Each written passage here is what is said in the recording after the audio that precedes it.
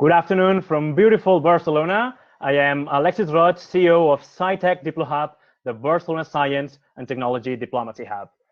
Thank you so much for joining us one more week at this series of 5 online seminars that SciTech DiploHub has put forward, together with other world-class institutions with leading international experts on science diplomacy, geopolitics, technology, and global health.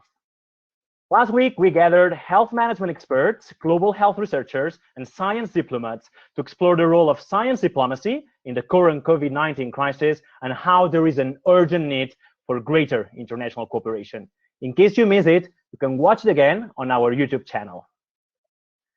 Today, we will be focusing on Europe, the European Union, and how this pandemic is impacting the old continent and its institutions. Despite the fact of being a scientific research superpower and a pioneering example of regional integration, Europe is not succeeding at deploying a consistent and coordinated response to this crisis.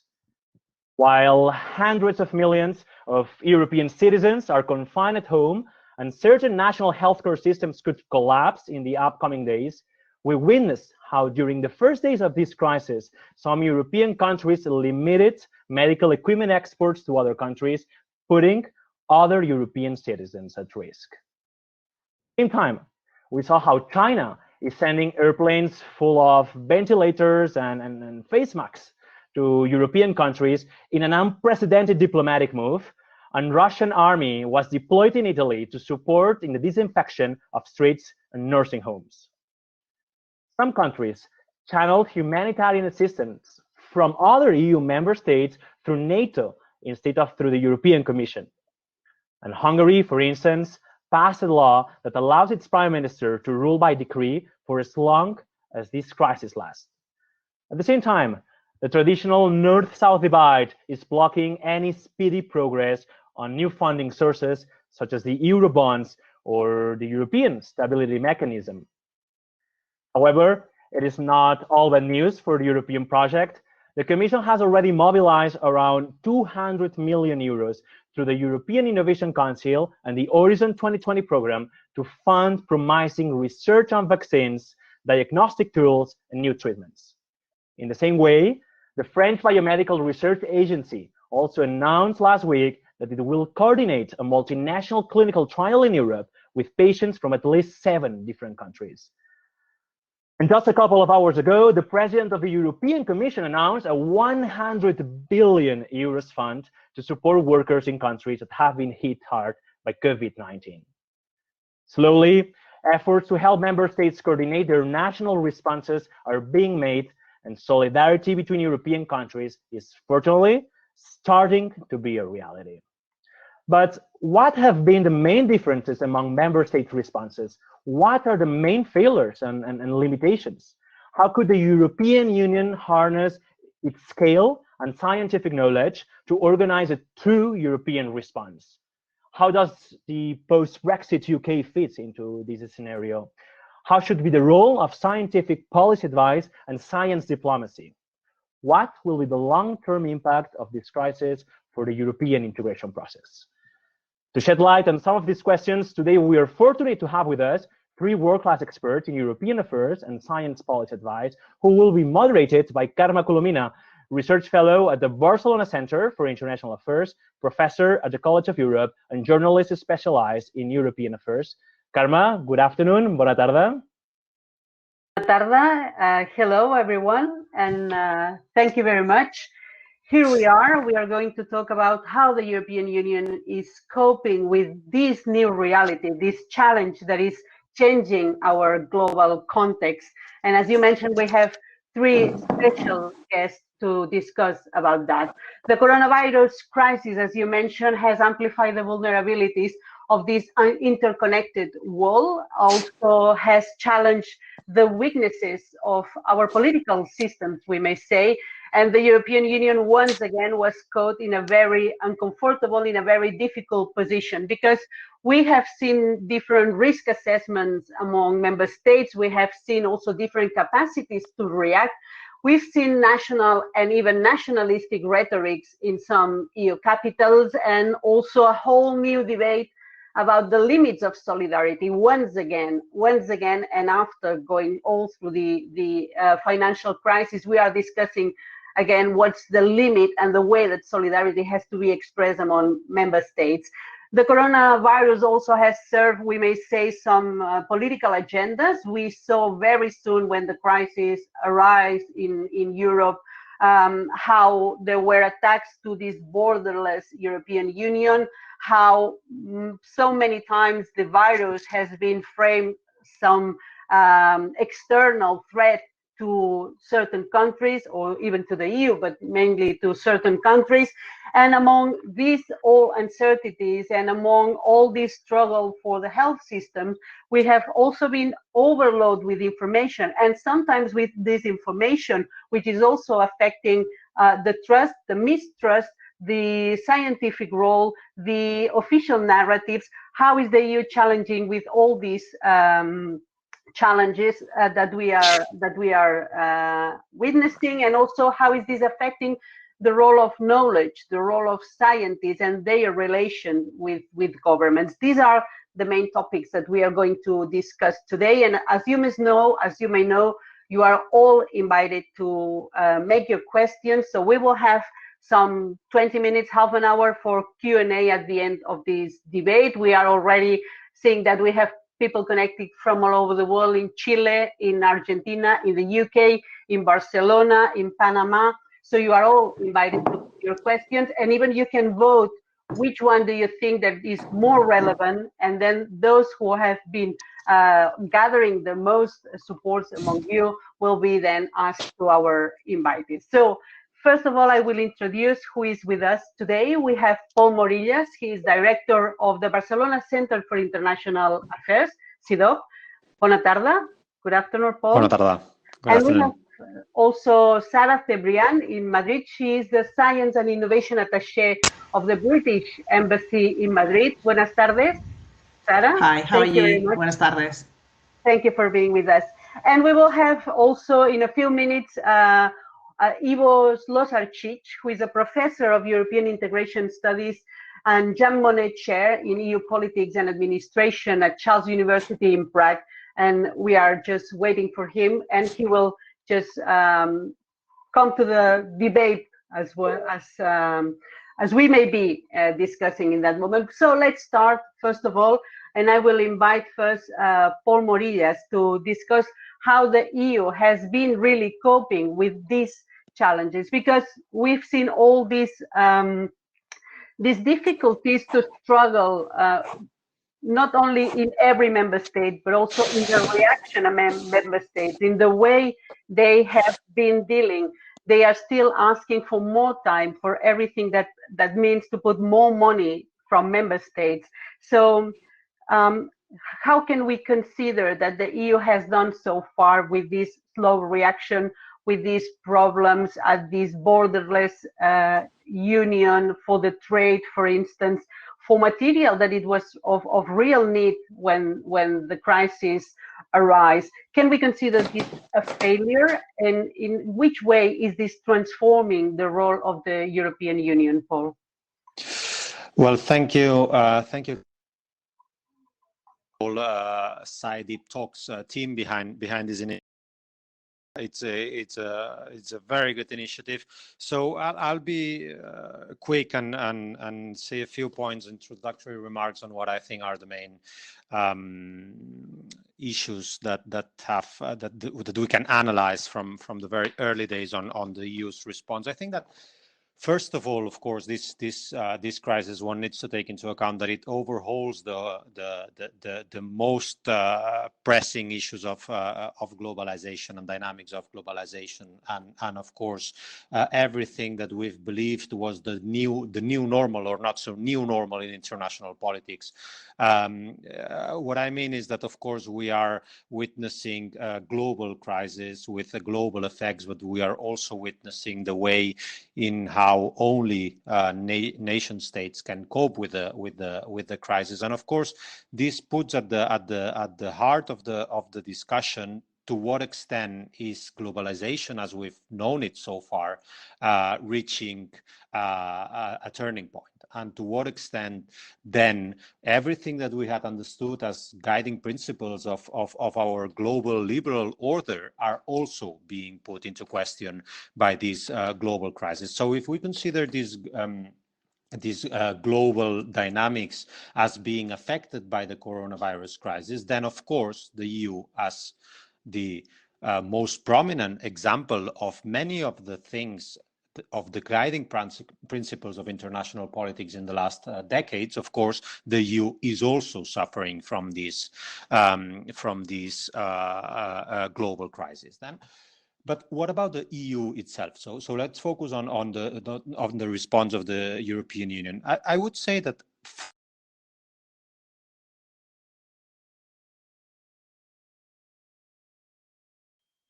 following the same steps as the EU has followed in previous crises. So we're witnessing basically the four classical steps in EU crisis management, also with regards to the corona crisis.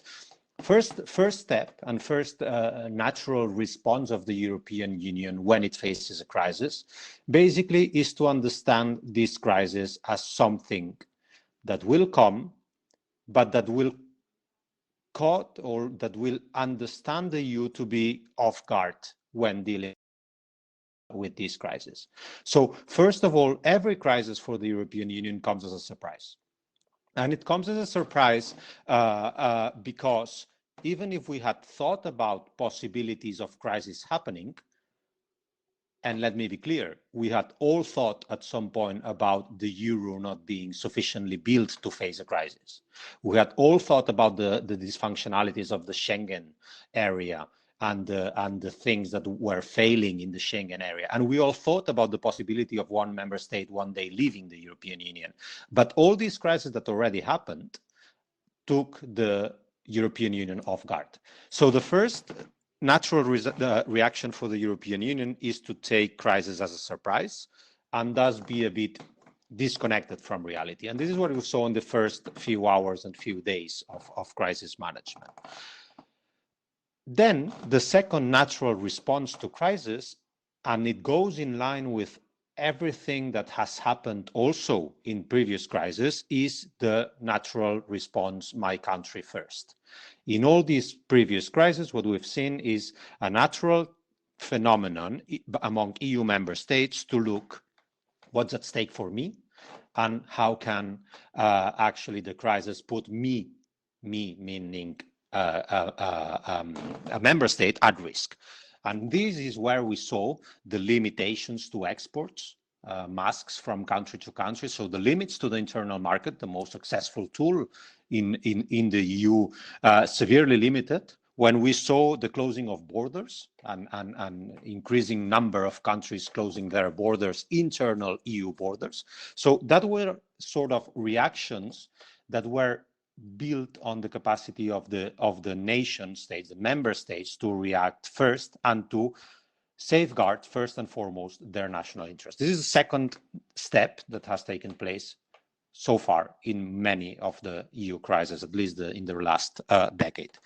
The third step, and this is probably where we're at now in this moment as we speak, is starting providing for some European response to it and starting providing some sort of instruments and tools slowly being mobilized, but on behalf of the whole of the European Union. This is what we're seeing with the ECB.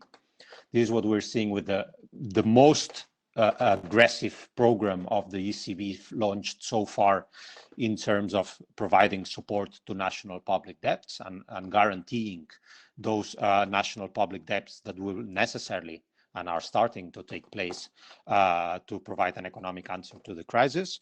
This is also what we're seeing today in terms of the Commission securing the internal market and securing the provision of basic needs to all member states and securing the provision of masks, ventilators, and so on and so forth across countries. So we're starting to see a few number of initiatives that speak on behalf of the whole of the European Union and that provide some instrumental, and I say and strongly instrumental, responses to the crisis.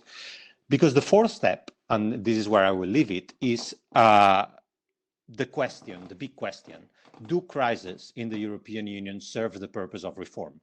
Do crises make the EU aware of its own weaknesses so that better policies are designed not only for the crisis today, but also for the next crisis and to better cope with the next crisis? Well, here, despite Jean Monnet's initial understanding and the founding fathers of the European Union understanding that crisis made integration move forward, here we have to be much more cautious. And this is exactly what we'll start to see from the next European Council.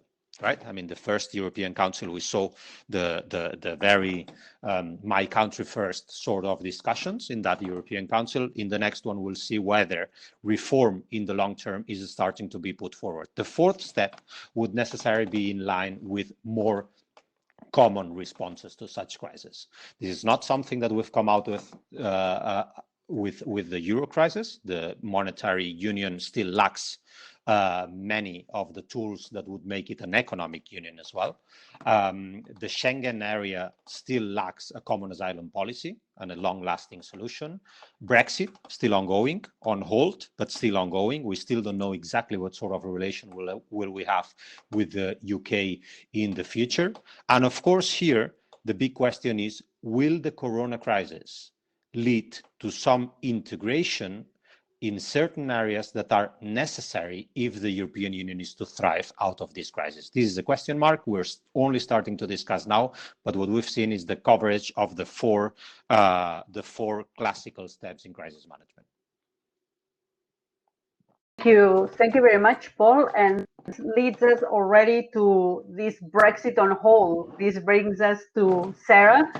Already, Sarah, because the UK has had a very different approach to the coronavirus crisis since the beginning, and then has been evolving. And he's also, Boris Johnson, one of the few prime ministers in the EU, well, in Europe at least, because you are not in the EU anymore as UK, who tested positive. And what was the consequences of that? Because you have for a long time, the UK has for a long time, this knowledge, these figures and committees, very well related, very well with a position of consultancy inside the government.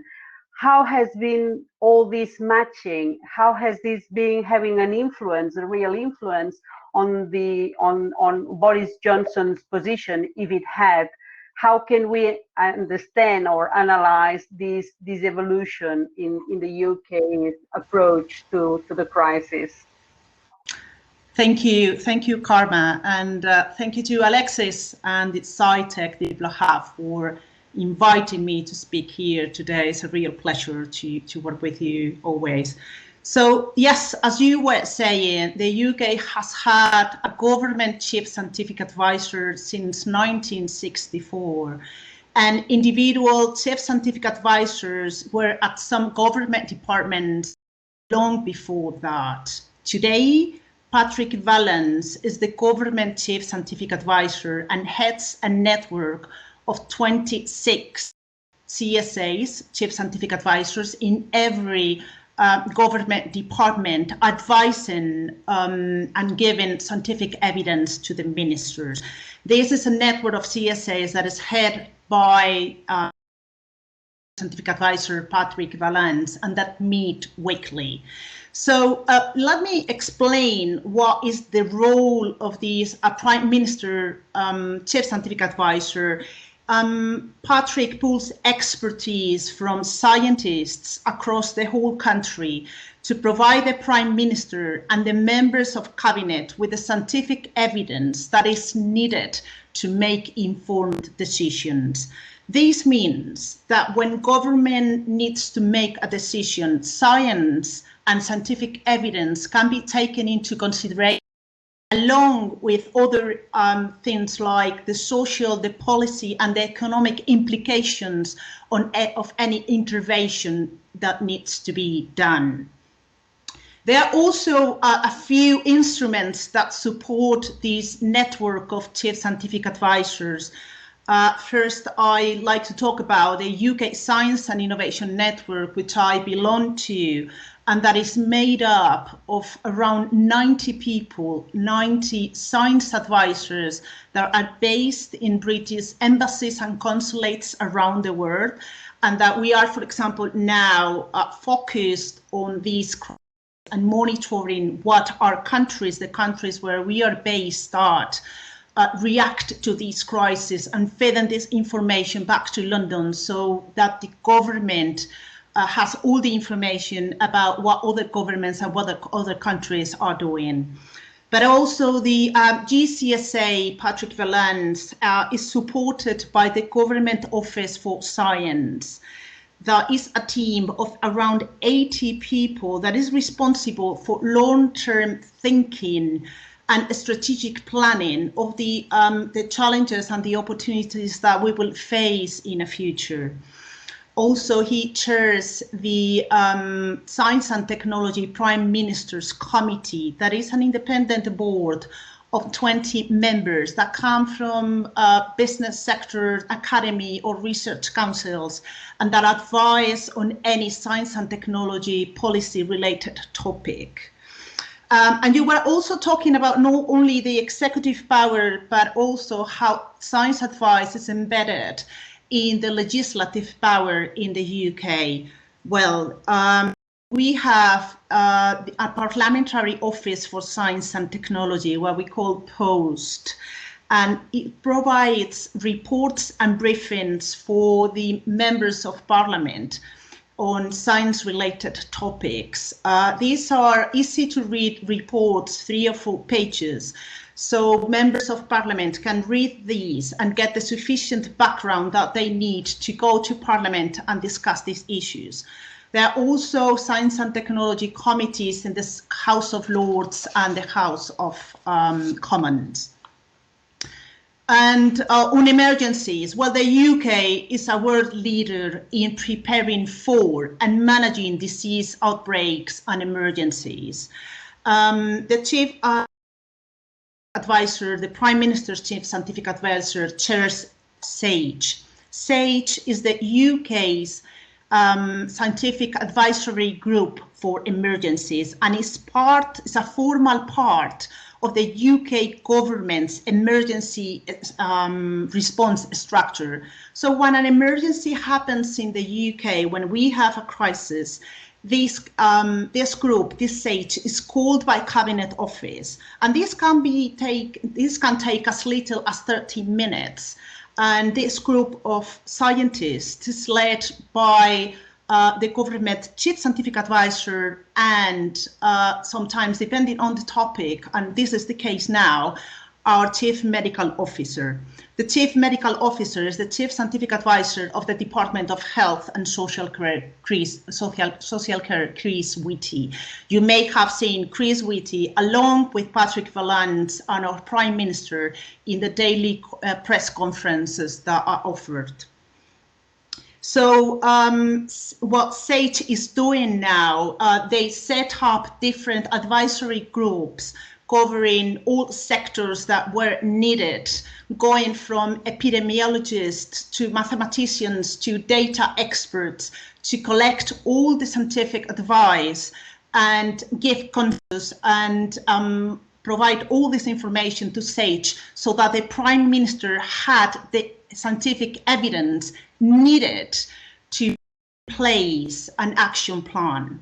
And the action plan for this COVID-19 situation was focused on saving lives and advising people to stay home, to protect the NHS and allow the NHS to cope with the situation and gain time to better understand this virus and to better react to this situation. And yes, you mentioned Boris Johnson declarations on herd immunity. And I think there's been some misunderstanding about this. Herd immunity is not part of our action plan. It's not a goal itself. Herd immunity is a welcome side effect of the efforts to flatten the curve and delay the peak, but it's not a goal itself. We believe that the way to tackle this crisis is being guided by science and use the scientific evidence that our scientific community deciding to take the right steps at the right time and overcome this crisis? Thank you very much, Sarah. It's also very interesting, and in fact, this will bring me to my second question that I had for you. And if you agree, I can just put a second question for both of you, to Paul and to Sarah, because according of what you two said, to Paul, I wanted to ask you. You've been explaining or trying to explain how the EU changes after every crisis, and how can this change, if it does, the EU inside. But I wanted to ask you, how can this change the global role of the European Union if the global context may change with the crisis, with the coronavirus crisis? And then to Sarah, in a way, do you think that this crisis is bringing a new also role for knowledge? Because we were talking in the last years of this crisis of intermediaries, of the crisis of experts. I mean, this was something already mentioned during the Brexit campaign. And now we have Brexit on hold, and we have this new need for knowledge, for scientific knowledge. Can this bring a change in general, and can this bring a change in the UK, where there was a real campaign based on, well, we have enough of experts, and now they are there with the Prime Minister in a press conference trying to give solutions to the country? If you agree, we go first to Paul and then to Sarah. Thank you. Sure. Thanks for the question. Indeed, the very relevant one on the global role of the EU. Okay. First, where do we come from, right? I mean, this is the first thing that we need to understand. I mean, we come from a moment where the European Union model in global politics is sort of running against the tide. I mean, the idea of the European Union being the utmost example and the best example of supranationalism, of beyond member sort of understanding of global politics, free markets, global cooperation, and liberal order, as I said at the beginning in my first remarks.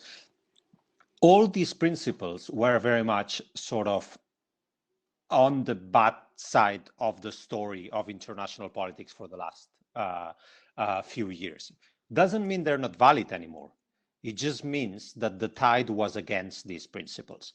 So everything that we've witnessed in the last few years, and particularly with the election of Donald Trump in the US, but also of Modi in India, or of Xi Jinping in China, or Putin in Russia.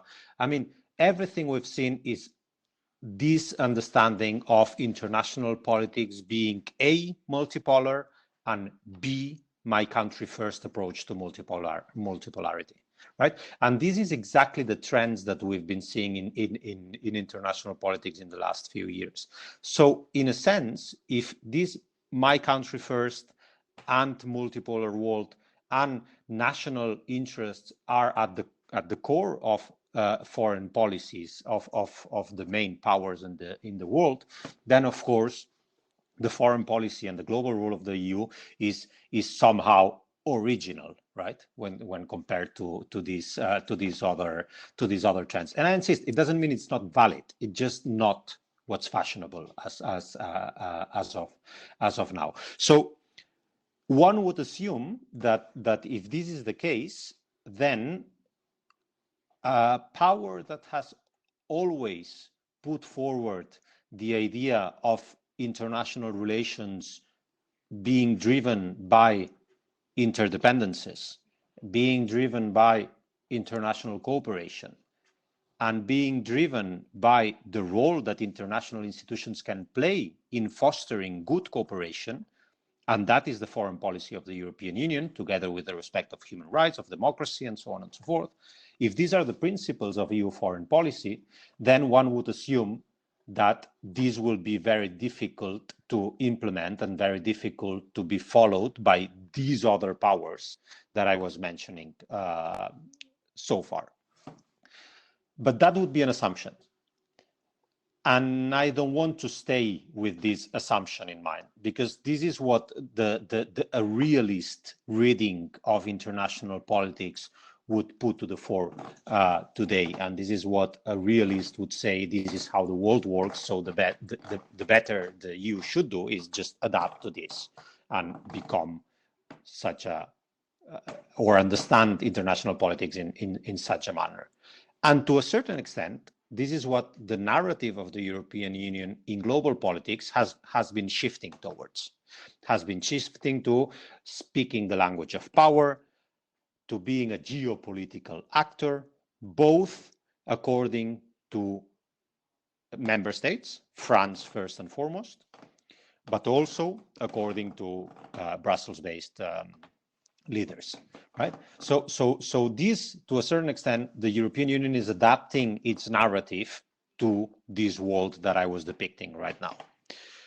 But at the same time, taking this into account, one needs to understand whether out of this crisis will come an increased understanding by global powers that despite defending the main interest of defending national interests, there is some sort of global governance that needs to come out of this crisis. Because this is truly, I mean, truly the first real crisis that affects both the global level, or not both, 3 times, the global level, the national level, and the individual level. This is Kenneth Walt's theory of international politics, the 3 levels of analysis. They've always been there, individual, the state, and the system. And this crisis is really tackling all these 3 levels. And of course, if this is a global phenomenon, a global crisis, and something good has to come out of it, is necessarily the understanding that you need to better articulate global governance along issues that are of interest to everyone. And at the first and foremost, what is of interest to everyone in this world is health and prosperity in general, human prosperity, health, well-being of the human being. So something good can come out of this. And if something good comes out of this, then the European Union is the best equipped actor to put forward some sort of reforms. Why? Norm setter. The European Union, if anything good it's done in the last few years, decades of existence, it's setting the norms of international cooperation, setting the standards of international cooperation. And of course, then this puts the European Union in a more advantaged position if out of this crisis, out of the corona crisis, comes some sort of willingness to reform. What's the big hurdle for me? For me, the big difficulty is in the mechanisms of reform of global governance, because right now we're at a deadlock in most of the global institutions. A deadlock because countries who should be willing to reform those institutions are also holding veto power when any initiative is put forward. This is the case of the UN Security Council. It's the case of the EU internally as well. It is the case of many international organizations, the WTO. It's the case of many international organizations that are confronted to the fact that you need consensus or big consensus to reform these mechanisms. And this is the big difficulty to me. But I would say, and I would insist on this point, the EU is against the tide of global politics as we've been seeing and understanding global politics in the last few years. But it's also a very well-equipped actor if this reform is to happen.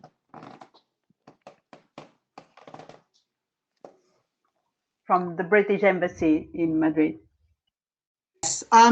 So you were talking about knowledge. Yes, of course, there is always a need of knowledge, and this is what the UK can offer, knowledge and experience on how we deal and prepare for crisis and for emergencies.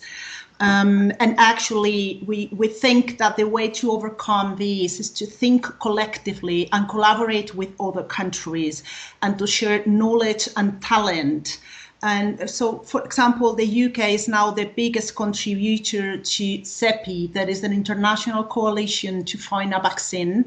And we have given more than £200 million to seek this vaccine. And our scientists across the whole country are working with scientists internationally to try to share knowledge and resources to find the vaccine and overcome these crises. So to answering your question, yes, to be prepared for crisis, because as Paul was saying before, yeah, crises are always messy, a surprise. So I think the key is to learn from each other, to learn from other examples, to learn from mistakes and be prepared. You also mentioned, of course, Brexit. And I think this is a great moment to reinforce the message that we, European Union, on the 31st of January 2020, but we are still part of Europe. And we care about our European partners, friends, and allies.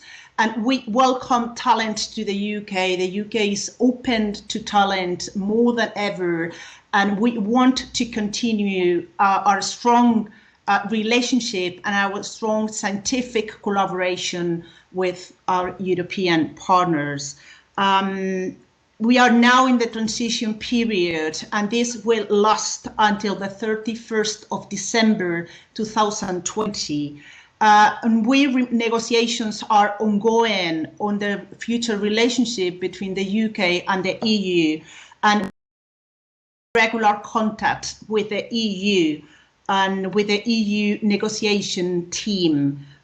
We have exchanging draft legal texts, and now the teams are reviewing those texts for future discussions. Yeah. We are determined to fully complete this negotiation by the end of the year.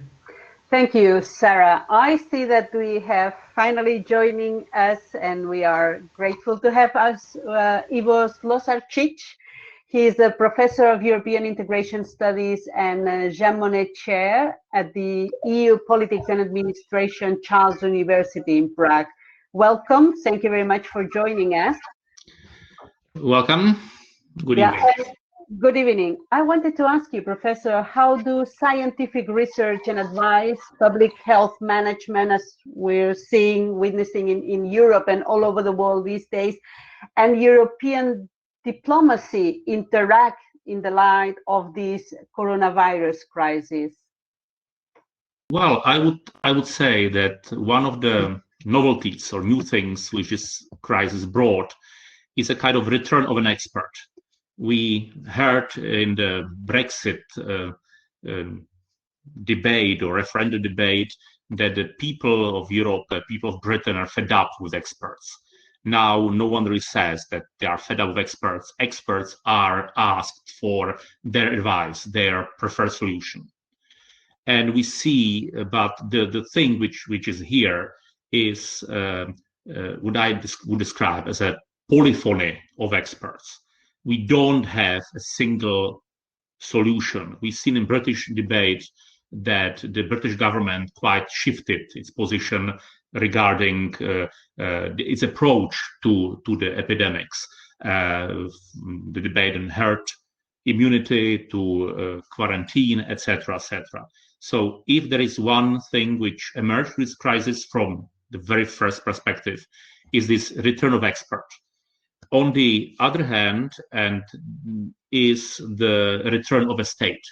If you look at the reaction at the EU level, you see maximally slightly coordinated one, but generally is the states back on the stage, states autonomously introducing quarantines, activating the emergency plans, which, like in Czech Republic, were, for instance, adopted before Czech accession to the EU and without much attention paid to the European dimension of any emergency including the epidemic one.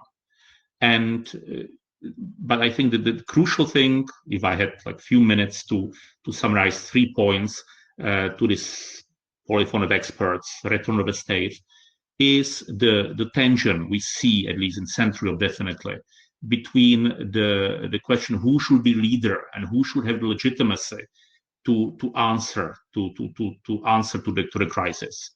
Should it be a politician / diplomat or the expert / scientist? For instance, in the Czech Republic, we had, in our response to the coronavirus crisis, we had shift several times between the politicians, in particular the Prime Minister and Minister of Interior, taking the lead, and then moving the even not just advice, but regulatory capacities to the scientist, the Deputy Minister of Health, who is primarily the epidemiologist and the doctor, medicine doctor, and the public health expert, and then again returning to the politician and then back. So it's one thing it's quite interesting regarding science diplomacy and general role of science in management of public things is the question of the tension. Who we have experts, they returned, but whether they have legitimacy to tell people what to do, or it must be still the politicians telling the people what to do, or whether politicians try to delegate this responsibility to experts, at least temporarily. And I promised 3 comments. I have 4. My apologies.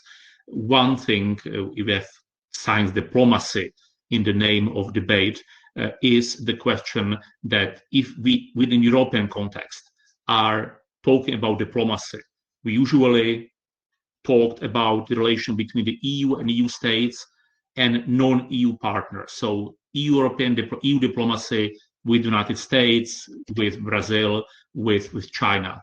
Now we see that it's not only diplomacy between the EU and EU states and third countries, but it's also a return of diplomacy inside the EU, including strengthening of bilateral channels of communication to some extent at the expense of the European Commission or EU institutions. So if we talk of diplomacy, it's again diplomacy back within Europe, European Union territory, as well as outside of it. They will have very introductory comments, and I'd like to get included in the further debate. Thank you very much indeed. And that's very interesting, because then we have a double comeback. We have the comeback of the experts and the comeback of diplomacy.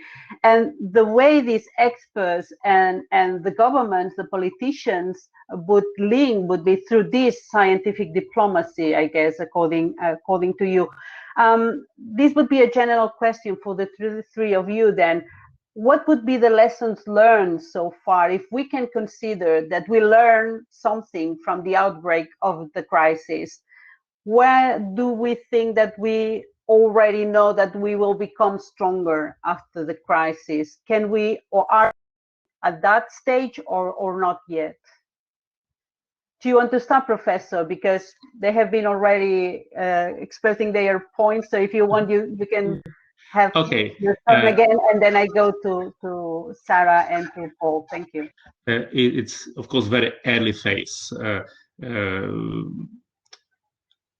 to see it and to answer to this. I think that we are in not the scientific community, but the political community is in a kind of state of shock at the moment. It's hopefully out of the state of denial, but still in kind of a position of shock. And to some extent, this return of the expert to the expert is a kind of reaction of politicians which need legitimacy to adopt measures which are extremely restricting and influencing everyday life of their citizens. So in some way, the access to science is a legitimizing tool for politicians. And again, one of the things which will be very interesting is whether this will continue or not. This use of scientific advice, use of both in diplomatic relations, of course, whether it will constrained to the reaction to the medical advice, or for instance, which is one topic which is here again part of the scientific advice we now see in Czech Republic is not just ask for advice in public medicine, epidemics, etc., epidemic research, etc., but more and more scientific advice in the IT, in the modern technology, or how to manage the mobility of people, the smart quarantine thing. So we are, if I'm talking of medical of scientific advice, we don't in this crisis. If I should find some finding of today, that it's not only scientific advice in the medical field, but it's overlap with scientific advice in many other areas. And today seems primarily modern technologies, the tracking of people, the data processing, data collection, which start to be integral part of the governmental reaction to, and European direction in the future perhaps, to the coronavirus epidemics. And Sarah? Paul Morillas from CIDOP. No, I don't know if I had my mic on. Well, I think I'll focus rather instead of the scientific diplomacy and the role of experts. I'd focus on your question by answering to what can come out of this for European integration in short, and what sort of positive effects can we see out of this crisis. I think we have to be very cautious in understanding that out of this crisis immediately we will have what many of us have been asking for in the last few years. That is, for instance, the existence of Eurobonds as a logical step of a single currency, right? And a treasury that can back those Eurobonds in terms of a necessary step forward. Why do I say that? Because I think that it's very difficult for the European Union that makes progress through consensus, and that this progress through consensus necessarily is incremental, to make a major step in the integration mode of the European Union in general. So I think that these will prevail. What I certainly think that will happen is that there will be minor steps that had never so far been considered as possible being more possible than before. And here is where the Commission's initiative on the joint unemployment scheme, which is not really a joint unemployment scheme, but it's something that has been in the papers for a long time, might be a good sign of this. For what the Commission is proposing is a series of loans and series of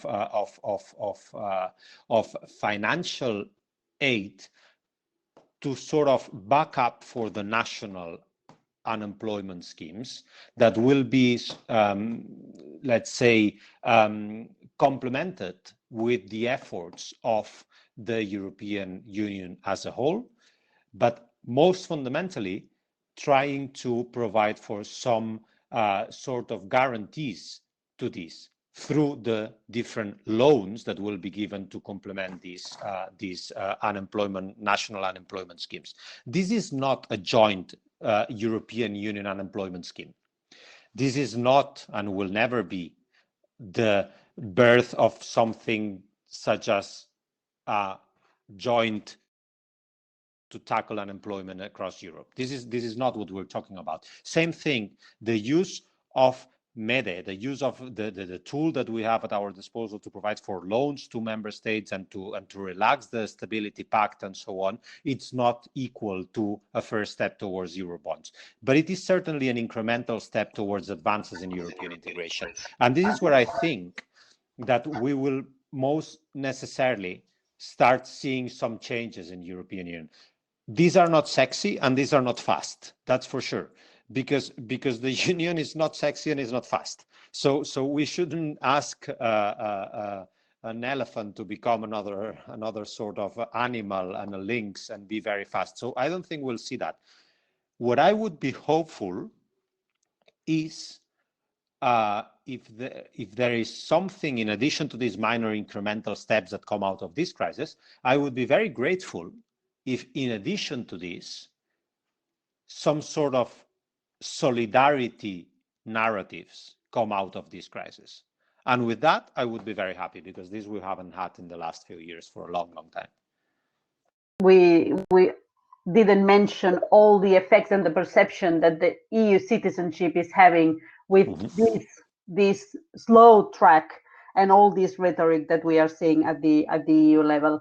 Sarah, if you can keep it very, very short, because I'm already reading some interesting questions that I would like to share to you that we are already receiving through the chat. So just a couple of minutes for you, if you can. Yes, just to say that we learn from all crises. I think we learned a lot from Fukushima, we learned from Ebola, and we are learning a lot from these crises. And I think an important message is that the structures for politicians to work hand in hand with scientists need to be in place in advance, so they can be called and they can be used when you need them. So perhaps people need to understand the importance to be guided by science and to provide policymakers with scientific evidence and to build these structures in the countries or in the governments where they don't exist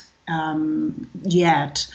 And I could take Paul's point of solidarity as well. I think that's the great learning from this crisis, is that we need to be generous. We need to share information and experience and mistakes to overcome the upcoming crisis together. I want to read some of the questions we already received. I'm trying to go to those who had more votes, just to see that they are the ones who have more interest among those who are following this debate. So we have a question from Ana Laura Sichoka. I'm sorry if I'm not pronouncing the name right. She says, isn't this health crisis just evidencing that the real behind the real European unity, the real weaknesses? Maybe I'm not reading the whole text. So making the EU core values have never been strongly supported by the political community. So is it just showing the weaknesses of what's going through? And in the same more or less way, there was also one question mentioning that this European crisis, or this health crisis, in fact, is coming in a very populistic moment in some member states. So she was surprised that we were having maybe a positive tone of the changes that could come after the crisis, if we take into account this populistic rhetoric that we are hearing these days in maybe for Professor Slotchich or Paul Morillas, if you want to be the first to answer. Happy to say only a few words. Some things resound into what I was saying before. I mean, in terms of the values and the weaknesses of EU values that this crisis is putting forward, certainly. I mean, one thing that this crisis is clearly explaining and making it clear to us is the fact that the European Union is founded on the basis of values such as democracy, such as human rights, and so on and so forth. But it's also founded on the basis of the values that are behind the welfare state. And if anything we've seen in the last few years in the European Union is how welfare states have been treated by many member states, in many member states. We've seen clearly a demise of the welfare state in Europe.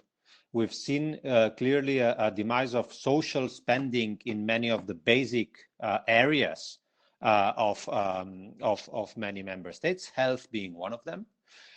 So basically, if anything that this crisis is showing with regards to the values that are at the core of the European Union project is that some values have been promoted and some others have been sort of left aside. And when some values have been promoted, such as discipline and the need to be very rigid with your public debt and your deficit and so on, and the conditionality of anything that has been driven by EU institutions in terms of getting out of the euro crisis, well, this is only part of the story. The other part of the story is the one that has been sort of neglected in terms of EU values. And together with the welfare state and everything that comes with the welfare state is the fact of solidarity. And this is another value that has been lost in the way for the last few years in the European Union. I would say that if the European Union is to thrive, it can't be against these values, because these values are the very basis of what the European Union is as well. So probably we need to get back to the origin in that sense. And in terms of the populist rhetoric, and I totally agree. I mean, with the question, this was my country first sort of understanding of populism, right? I mean, and I called it my country first, and I mentioned this defense of national interest, but that is very much the narrative of populist leaders that have had a profound effect on European Union politics. And this profound effect on European Union politics has first and foremost been seen in the UK, with the populist leader right now in government, and with the capacity clearly to change the course of the European Union with Brexit, right? And this is certainly what has been at the forefront of European Union politics in the last few years. It has to be said as well, and here is where I might disagree a bit with Sarah. It has to be said that the first response by the UK government and the first response of the Netherlands and so on were very much trying, and for good reasons. I can understand. I mean, the logic of the economic impact of severe measures is very harsh. So I really understand the trade-off that exists between being very harsh with confinement and the effects on the economy. But the first responses by these leaders have now turned into a totally different response. I mean, Boris Johnson was saying not so long ago that he would be very happy to shake hands with everyone when he visited the hospitals and so on. So he was very much running against the general tendency. And this sort of narrative that I will set the best response that I think comes out of this crisis, same thing as Trump. Well, I think that this has been severely damaged as well. The capacity of some governments that didn't have a very expert-based approach to the crisis have been very limited by the facts and by the policies and the institutions that are driving a different response. So to a certain sense, I think that populism, yes, is here to stay. Populism is the general trend of politics in the Western world in the last few years and beyond the Western world, but it has also suffered some harsh sort of or has been hit hard by the development of the crisis. Thank you. I guess I want first, and then I go to you, Professor, because I have other questions. Do you want to answer first, Sarah? Yes, so coming back to this question about herd immunity, I think the situation in the UK has been evolving. At the time of those declarations, the UK was in a different situation, and we are behind other countries like Spain or Italy or others. We were in an stage, and so we are now. And I think every step that the government has taken has been guided by scientific evidence and by experts. And at that time, the scientific evidence that was provided to the government didn't recommend lockdown. and they are moving into that trend now. I think we are going from the contain phase to the delay phase. We are already on the delay phase, but we weren't at the moment. I think that enthusiasm flat point, and you can't take those steps in the wrong time, because that will damage more than benefit the situation. And that was what the UK government was doing, just waiting for the right moment to do the lockdown. So but as I said, sorry. And as I said before, herd immunity is not part of our action plan, and it's only a welcome side effect of the efforts to flatten the curve and delay the peak. Professor, let me add also the question of Alvaro Manrique, who says, after overcoming the crisis, how can we prevent our political systems from becoming increasingly authoritarian? And he mentions that he's constantly hearing, look how easy China solved it. So how is every situation and the way we're going to overcome the crisis affect the sound of the democratic systems? Firstly, if I may a little bit comment the British debate, how it was seen in Central Europe. The first phase was kind of debate. Our experts are smarter than your continental experts, so we know how to deal with things in the better way. But it's again the question of perspective. How we can prevent the rise of autocratic regimes after the crisis is over? Firstly, from the technocratic approach, the expert-driven approach to the crisis, this lack of enthusiasm for profound democratic processes is not surprising, because very frequently the expert can say, I know how to do it, I have to do it very quickly, so I don't want to be delayed by standard constitutional parliamentary processes, etc. And usually states have in have the specific regimes for such a situation, like emergency laws, emergency regulations, etc., etc. So back to the question, we should not be surprised that the states new political leaders feel a bit rather cozy in this new environment, but they are not much. They can work without annoyances of the parliament and the public critique, etc. But of course, it cannot last too long. So firstly, we must keep a critical eye on the governmental behavior. The critique of government is not something endangering the fight against coronavirus, and should not be framed like this. We should prevent creative a narrative then a critique of government is damaging or endangering the efficient response to the coronavirus crisis. Secondly, we must critically approach the Chinese approach to the problem. We should not just copy the description.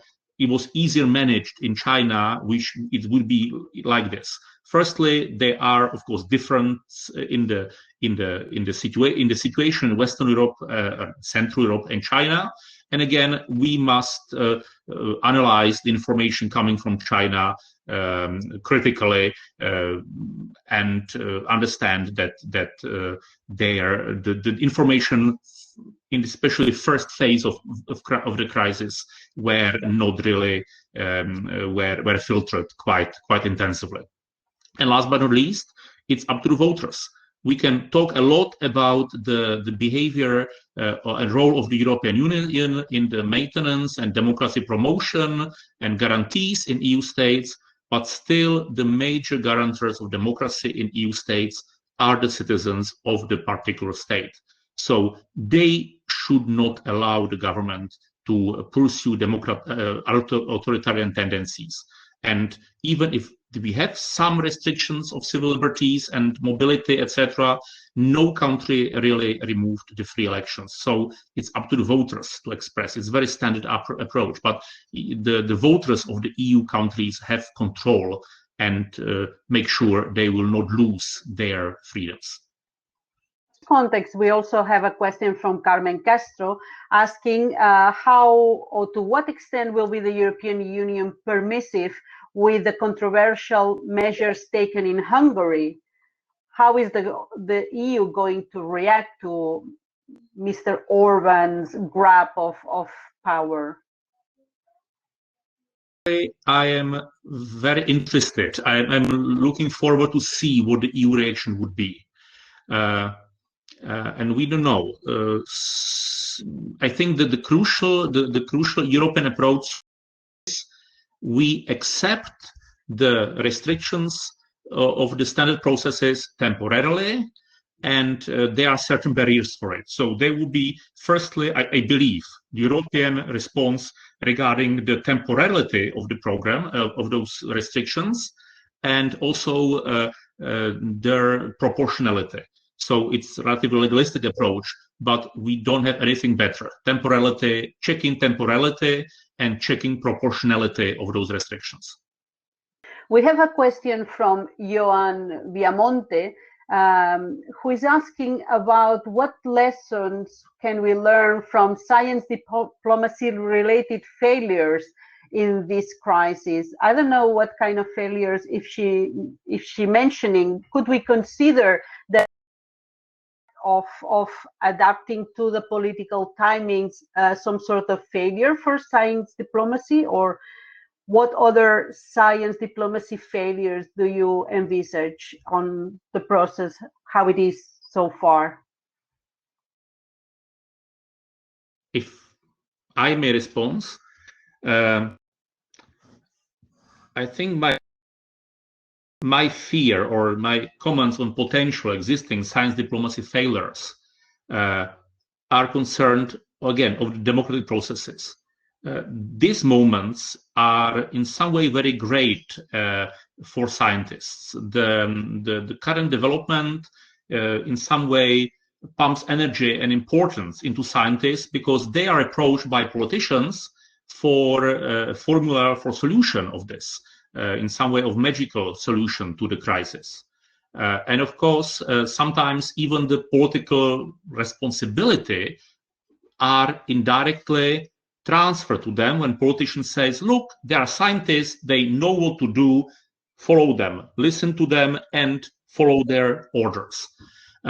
This is very pleasant for a scientist or scientist in public management of public things.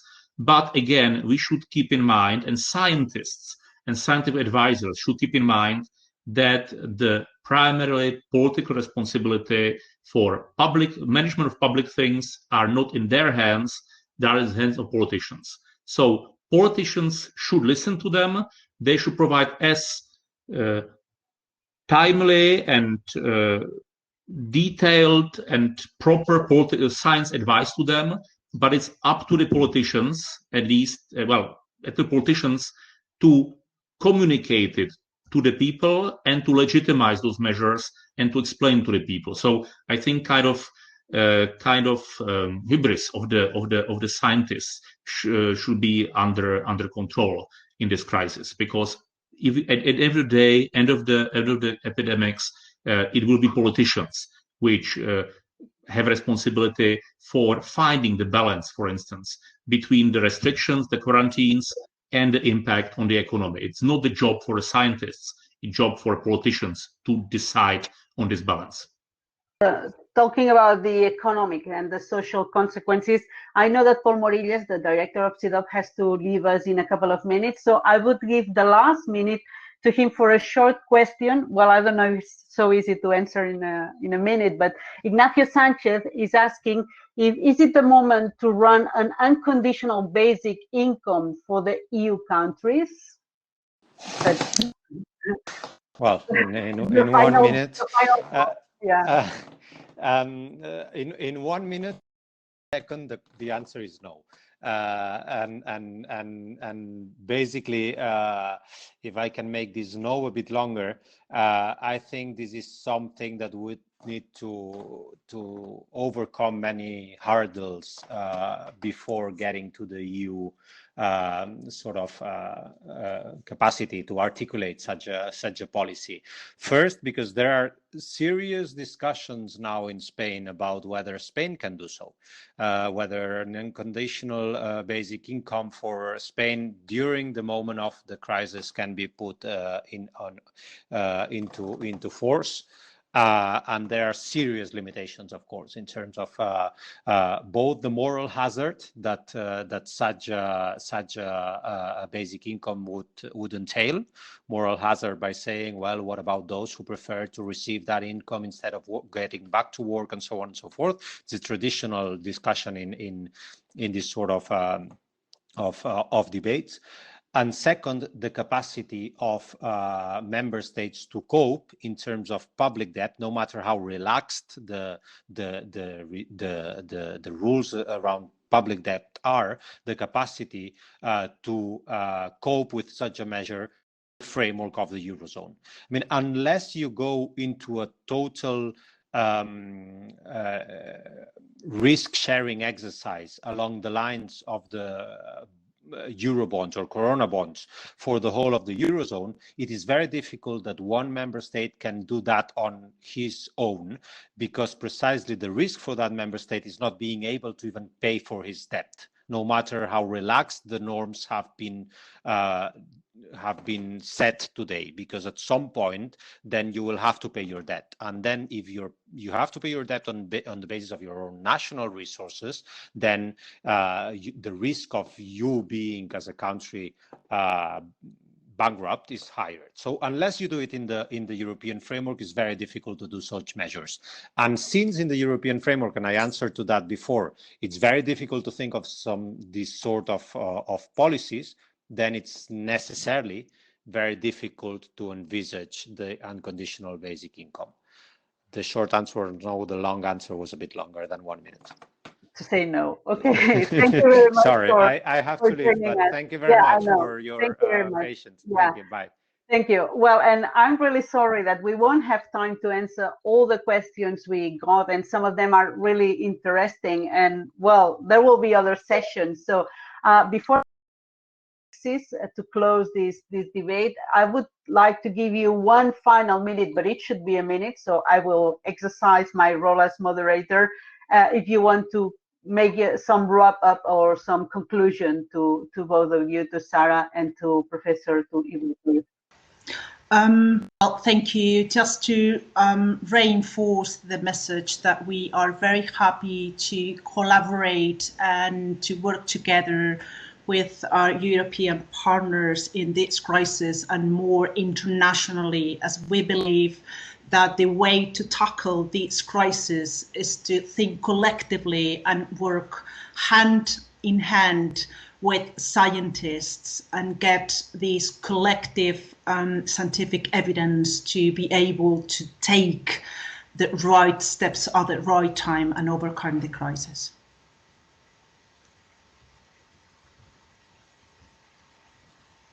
Brian and Professor Ivo Losecic.